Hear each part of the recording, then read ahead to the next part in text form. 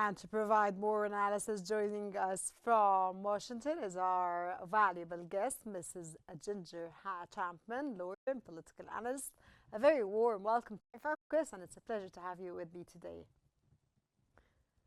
Ms. Thank you, Champion Rana. is It's a pleasure to be here with you. Yes. Ms. Champion, is Trump's threat to impound already approved funds a legal overreach or a calculated power play? Yes. Well, hello, Rana, and thank you for having me here today, and greetings to your viewers. And yes, much like all of other Trump's actions during his second term, this is a power play. And It's Trump a, it's a, has it's a what? upped I did not listen well. Oh, I'm sorry, my apologies. Yes, for Trump, this is a power play. And in fact, many of his conflicts and encounters with Congress and even with other agencies in the executive branch have been a power play. And it appears that after Trump's first term, where he felt like he was uh, stymied and thwarted by Congress, by the deep state, and especially by Democrats. This time around, Trump is going on the offensive. So his opening salvo, he said, if the Democrats do not agree with his budget, with his continuing resolution, and if the Democrats shut down the government, this time around, what Trump will do is he will lay off all of the non-essential employees, or around 200,000 federal employees. So what he has done is he has upped the stakes and increased the risk for Democrats. And that's because during a government shutdown, all of the essential employees, such as firefighters, emergency personnel, people that are essential to keep the day-to-day operations of the government running, they are all retained and they can work. But all of the non-essential employees, government employees who do things that are not considered urgent or critical to keep the day-to-day operations running, those non-essential employees are furloughed. They're put on a break for during the shutdown. They won't get paid, but when the government reopens, they get their back pay. So prior government shutdowns, everyone has been very comfortable and has time to wait for Congress and the president to resolve their budgetary differences. This shutdown is much more critical because this shutdown, Trump is saying, I'll just let go of all the non-essential employees and they can find other jobs. This is Find very other critical. jobs where, Miss Ginger? Exactly, exactly. Especially at a time in our economy where we've had tens of thousands of other federal employees let go. Entire agencies, USAID, have been dismantled. All of those workers are let go. So here in the DC area, here in Washington, DC, we have a very unusual high level of unemployed ex-federal employees now. They are looking for jobs. This is throwing our economy in the DC area into a tailspin. Our economy here has always been very lavishly supported by the federal government and federal government contractors. So Trump's threat really strikes a blow to the normal Democrat threats to shut down the government. And of course, this is all happening while Trump has many other things on his plate, not foreign policy meetings today, but he also has military defense budgets. We are trying to ramp up our military production. This will cost us money that we may not have to spend. And there's a great deal of social unrest. And the shutdown today is over healthcare. And healthcare has long been a third rail in American politics, much like Social Security, Medicare, healthcare, and the The Obamacare, the health insurance scheme that was put into place under Obama, that has been far more expensive than anyone in the government anticipated. And the argument right now is over retaining subsidies for people who get insurance through Obamacare or healthcare.gov, people who get insurance through our government. And that has been a mess. The insurance premiums have skyrocketed.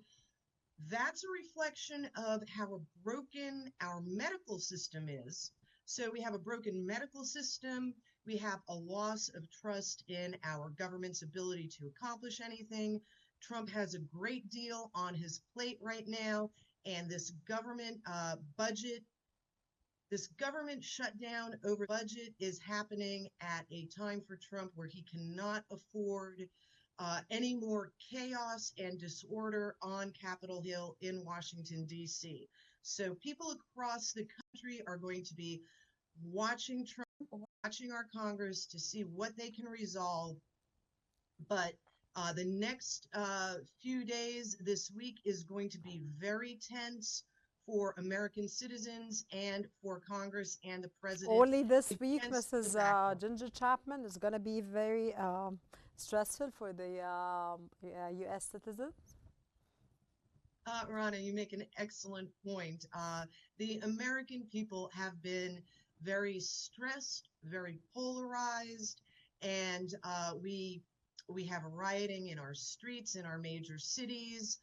We are engaging in aggressive actions. The American people are very angry. Even Trump's America First supporters are becoming increasingly angry over our foreign policy. The bombing of small boats off the coast of Venezuela is very alarming to the American people. This is a violation of our Constitution and all of our laws guaranteeing due process as well as our Constitution. A great example is even if we knew those boats out of Venezuela had drugs on them, it is still not lawful for us to just blow them up. Our legal procedure is to arrest those people and put them on trial for their crimes. No more than a policeman can shoot a drug dealer in the street. If a policeman sees a drug dealer making a drug deal in the street, he cannot shoot the drug dealer. He has to arrest him and bring him to trial. It's the insecurity that the United States and its citizens are living in at this point of their lives. Ms. Ginger, if federal workers lose pay while Homeland Security gets a 65% budget boost, who really bears the cost of his big, beautiful bill? Yes, and that is an excellent point, because just as the previous big, beautiful bill for the budget that was passed at the beginning of Trump's term, that bill gave short-term tax breaks to many groups, such as no taxes on tips for tipped employee, reducing taxes for senior citizens on Social Security. At the same time, that bill increased our Pentagon military budget to $1 trillion. We had great battles over cutting national public radio that people in rural areas heavily rely on, cutting social services for poor people. At the same time, our Pentagon budget is now $1 trillion. At the same time, our Homeland Security budget is increasing.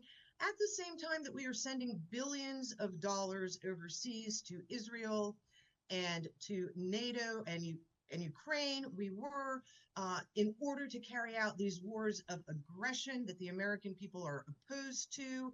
We see that Trump has broken his campaign promises. Rather than bringing peace abroad and prosperity at home, we are seeing our valuable tax dollars being funneled toward military weapons, military operations, interdictment of interdictment of small boats off the coast of Venezuela, And now we hear our government talking about regime change in Venezuela. We have thousands of military practicing exercises in Puerto Rico and the Caribbean. So it's not just the Democrats who are pushing for their usual social welfare spending. Democrats always want to spend money on feel-good projects that do not help people. They want to spend money on purchasing needles for addicts, purchasing benefits for homeless people instead of buying them housing. So the Democrats tend to waste money on feel-good, useless projects. The Republicans tend to waste money on expanding military and security operations. And right now, the American people, both Democrats and also Trump supporters, especially Trump's America First voters and supporters, are becoming increasingly angry at the Trump administration for being tone deaf to the needs and the desires of the American people, and indeed what we voted for. So we see Trump's budget and this continuing resolution being not responsive to the American people as he promised during his campaign, but rather he is pandering to the military industrial complex, to the security complex. And one other note, the Okay, Ms. American people are Ginger, also is this shutdown a policy failure or a deliberate strategy to slash 114,000 federal jobs and dismantle agencies? This is not a deliberate policy. This is a failure of both of our parties to come together for the benefit of the American people. And You Trump, said being an failure of both. opportunist, You said failure of both your parties to get the American people together, correct. This is at the feet which of is a both big the failure, Democrats. Mrs. Ginger. This is a monumental failure because the entire job and purpose of the government is to keep the government running, and they are failing at this. And this is this is a reflection of the increasing divisions within the American population.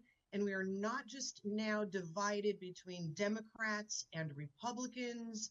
However, even within the Democrat Party, they are